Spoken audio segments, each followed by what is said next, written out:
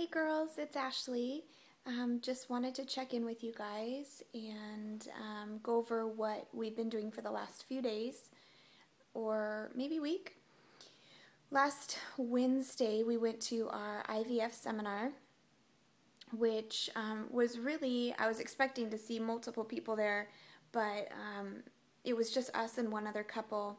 And the other couple happened to be on the absolute other end of the spectrum for IVF. Probably a couple you would normally see, someone that did a career first and then later in life decided they wanted to have kids and needed to go through fertility treatment in order to do that. And then you have us who we're going because we just, never been able to conceive. So it was very interesting to have both of us there, and it was very intimate, and we were able to ask a lot of questions.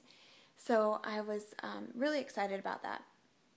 So they basically just went over general information about IVF, how the process works, what days are what numbers are going to look like, that kind of stuff.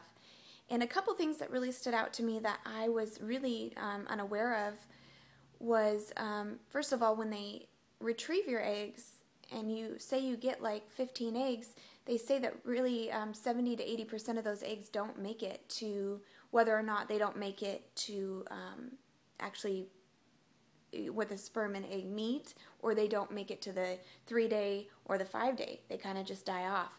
So I was a little bit shocked about that because I thought, wow, that's not a very high that's a very high percentage that you would actually, that aren't going to make it. So I thought that was bizarre. Was very not aware of that.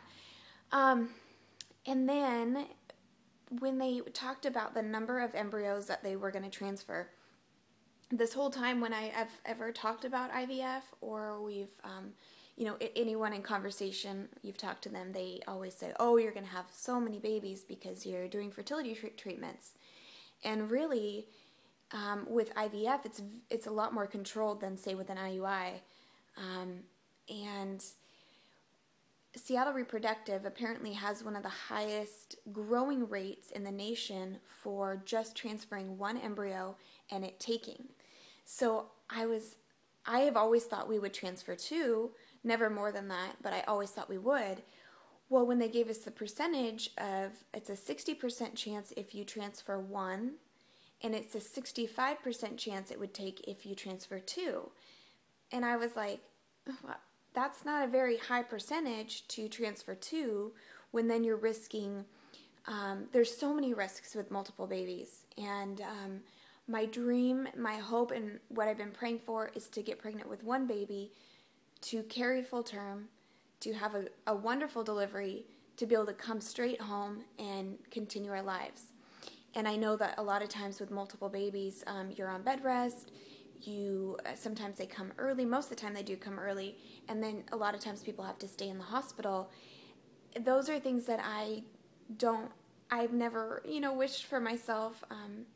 I would take two, but that's not what that's not what our goal is not to have multiple children all at once. We would like to have 4 to 5 kids at singletons, not multiples. So I know that probably sounds very like, I want what I want, but I would take whatever. But if our chances are really only 5% more, I don't know if we're willing to take the risk of having multiples when it's not going to higher our chances that much. So we've been really talking and praying about that and trying to decide, how many are we going to transfer, and what we feel comfortable with. Now, we will probably take the advice of the lab when it comes to that day. And so they can't really give us their actual recommendation until they see the eggs, they see the embryos, and then they decide what will go from there. So we'll just wait for that when it comes. And that's pretty much all there really was with the seminar.